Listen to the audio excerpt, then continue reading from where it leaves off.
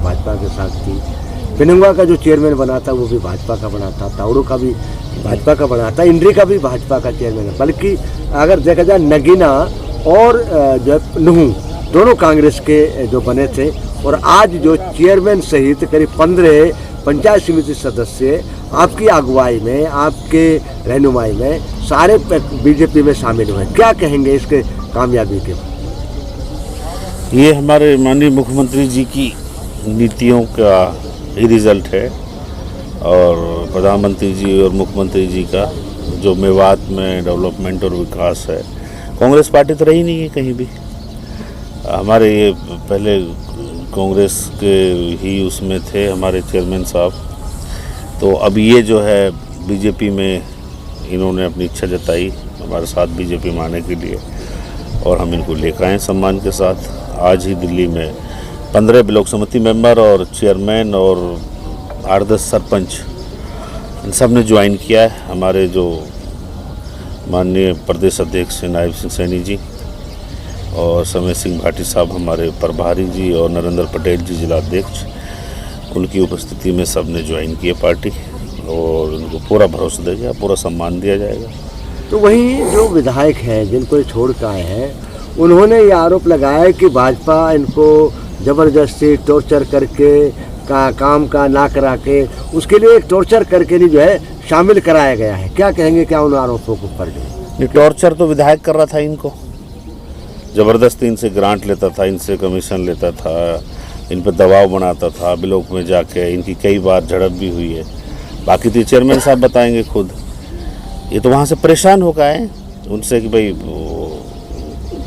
भाजपा का राज है, हम भाजपा में रहना चाहते हैं, भाजपा के साथ आस्था है हमारी और मुख्यमंत्री जी में आस्था है और हम तो डेवलपमेंट के लिए चेयरमैन बने थे जो इन्होंने कहा और हम भाजपा में तन मन से पूरी तरह से भाजपा में शामिल होना चाहते हैं। तो अगर ये माना जाए जो एक आपकी अगुवाई में 4 साल पहले 4.5 साल पहले हवा चली थी, सैकड़ों माना जाए सरपंच टूट के, लोग टूट के धड़ाधड़ आपके पास जुड़ रहे थे, आज फिर वही दौर शुरू हो गया कि हबीब में ऐसे क्या खासियत है कि आपकी तरफ लोग जुड़ रहे हैं और जहाँ भी आप जाते हैं आपके साथ लोग जुड़ जाते हैं। यानी कि जितनी भीड़ आपके यहाँ देखने को मिलती है उसका कारण क्या मानते हैं? क्या वाकई में आप सबका सुख दर्द सुनते हैं? क्या कहेंगे? देखो जी, हमारी पार्टी का और सरकार का बहुत क्लियर है, सबका साथ, सबका विकास, सबका विश्वास। जो आदमी आते हैं सबके काम करने की कोशिश करते हैं और बिल्कुल ट्रांसपेरेंट सिस्टम है, ना खर्ची ना पर्ची, कुछ नहीं है, ना किसी का कोई पैसे खर्च करवाते हैं। जो जिसका जायज़ काम है और वो सब करवाए जाएंगे और हम मेवात के घर घर में, गांव-गांव में लोगों के पास जाएंगे भाजपा से जोड़ने के लिए। और भाजपा को हमारा एजेंडा ये कि अब की बार हमें यहाँ मुख्यमंत्री जी को विधानसभा में सीट निकाल के देनी है, ये हमारा सिंगल पॉइंट एजेंडा है। तो ये सीट की बात आई है क्योंकि दावेदार तो कई हैं। अगर आपको पार्टी चुनाव लड़ाती है, क्या आप तैयार हैं लड़ने के लिए और क्या कहेंगे, क्या सीट निकाल पाएंगे? बिल्कुल हम तैयार हैं। पार्टी हमें अगर चुनेगी चुनाव लड़ाने के लिए, हम बिल्कुल मजबूती से चुनाव लड़ेंगे। तो जो भाजपा की तरफ, पहले एक तरफ लोग भागते थे लेकिन आज भाजपा की तरफ भाग रहे हैं, पहले भाजपा से दूर भागते थे, आज भाजपा की तरफ भाग रहे हैं। खासतौर पे मनोहर लाल के राज में, अभी आपने खर्चे पर्चे की बात करी, अगर देखा जाए तो मेवात में 40-50 से ज़्यादा जई लगे हैं, एसडीओ लगे हैं, पहला एसडीएम भी लगा, काफ़ी चीज़ें हैं और बड़ी वो, क्या यही मामला है? इसी को देख के लोग चाह रहे हैं कि भाई भाजपा जो कांग्रेस नहीं कर सकी वो भाजपा कर रही है, क्या कहेंगे? नहीं, ये तो आपके लोगों के सबके सामने रिजल्ट है। पिछले 9 साल में जितनी हरियाणा नौकरी लगी हूँ सब में हिस्सा मेवात का रहा है। जो बच्चे मेवात के पढ़ते हैं और वो नौकरी लग रहे हैं, कोई सिफारिश की ज़रूरत नहीं है, कोई किसी को पैसे देने की ज़रूरत नहीं है। हमारे माननीय मुख्यमंत्री जी की नीति है, जो पढ़ेगा वो नौकरी पाएगा। और पहली बार HCS इस सरकार में लगे और अब तो देख रहे हो आप मेवात से तभी से रुझान पढ़ाई का शुरू हो गया एजुकेशन का, कि जब से ये फेयर नौकरी का मुख्यमंत्री जी ने चलाया है तब से हमारे मेवात में भी एजुकेशन स्तर देखो कितना बढ़ गया है, तो बच्चे पढ़ने लग गए।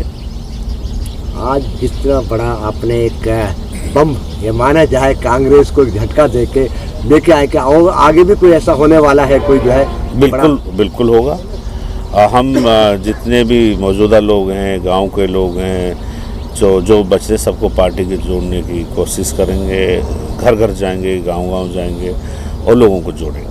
तो क्या ये माना जाए कि कांग्रेस से नाराज है या विधायक की कोई तानाशाही है, क्या कहेंगे इनकी नाराजगी का अगर देखा जाए तो? जो साहब को संपर्क में आए होंगे, कोई बताए हो, क्या मानते हैं? तो आपने जिक्र भी किया इस चीज का। नहीं तो विधायक का तो तानाशाही सबको पता ही है। आप ये देखो मेवात में ही अभी वो कितने सरपंचों के खिलाफ कभी चले जाते हैं और जो कमीशन ना दे उनके खिलाफ एप्लीकेशन लगवा देते हैं, गवर्नमेंट एम्प्लॉय के खिलाफ लगवा देते हैं। विधायक तो अपना रौब जमाने के लिए लोगों को परेशान कर रहा है यहाँ पे नाजायज। तो अभी 9 मार्च को सीएम साहब आ रहे हैं, क्या तैयारियां हैं, कितनी भीड़ होने की उम्मीद है, क्या लोगों में जोश है? जैसा आप जा रहे हैं पूरे मेवात में लगता है कि एक जोश है। 9 मार्च का जो कार्यक्रम है शहीद राजा हसन खां मेवाती जी, वैसे तो 15 मार्च का उनका शहीदी दिवस है और रमज़ान होने की वजह से वो 9 तारीख को 9 मार्च को उसको मनाया जा रहा है। और अभी कुछ ही समय पहले माननीय मुख्यमंत्री जी ने 15 मार्च का उनके शहीदी दिवस पे उनको सम्मान देने के लिए छुट्टी की है हरियाणा गवर्नमेंट की, और ये सारे मेवातियों का ही सम्मान है। पहली बार किसी गवर्नमेंट ने इस विषय पे सोचा है और मुख्यमंत्री जी खुद आ रहे हैं यहाँ पे। लोगों के इनविटेशन पे लोगों ने इनवाइट किया उनको कि आप साहब आएँ और शहीदी दिवस मनाने। तो इससे बड़ी बात मेवातियों के लिए क्या हो सकती है? तो यह हमारा जो इतिहास है वो रिकॉर्ड पे आ रहा है।